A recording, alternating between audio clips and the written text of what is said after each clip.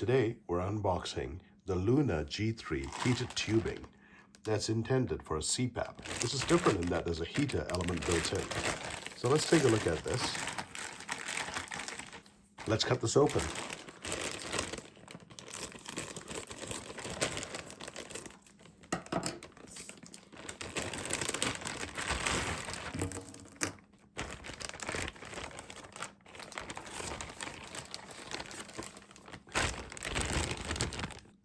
What it says here is that we have a Luna G3 heated tubing.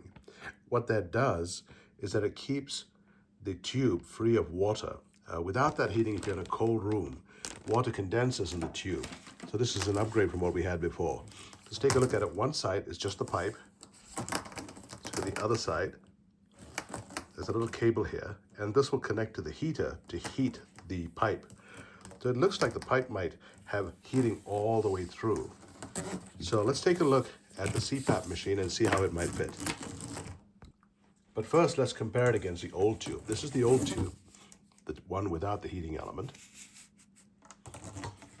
No electricals here.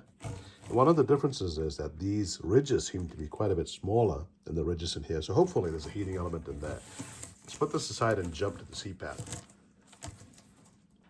And here's the CPAP unit. There it is. It's a Luna G3. Flip to the back, and we can see in the back here, we've got a tube and we've got a connector for power. Let's go ahead and connect this way so that the power cable is on this side. Okay, that's good. We take this power cable, we look at the inside of the power cable. It's got 4 prongs. There's 4 holes in there, and there's a little notch here, right here, which allows you to only insert it one way. There, it's inserted. And now, that CPAP is set to go with a heated pipe, which will hopefully stop the condensation within the pipes in a cold room. And when it does condense, it burbles and bubbles as things roll along. Here's the manual.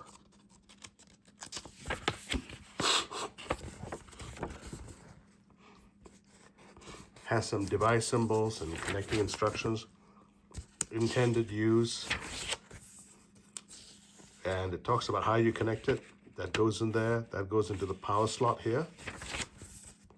And then, for the first time setup, it says, when the indoor temperature exceeds 30 degrees, disconnect the power supply.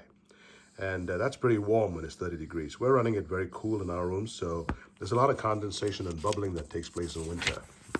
And then looking down here, we can see that how to connect that power. Some of the power requirements. Image here of the pipe going in here, and the electrical being connected to the slot. That's pretty much all that's in the user manual. Now let's also unbox the container. Got a new container here. You push down to release the container. This container's been in use for a while. It's got some condensation, and it's old. And one of the things about old containers is that they can get contaminated. So here's the new container.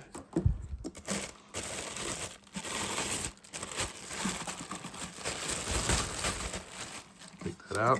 And it's got a label here. Press here to remove or fill the unit. So there's the connector.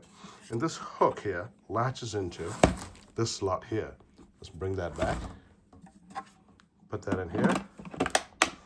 There we are, and then you lift it to fill the liquid right here. I hope that's helpful. Thank you so much for watching.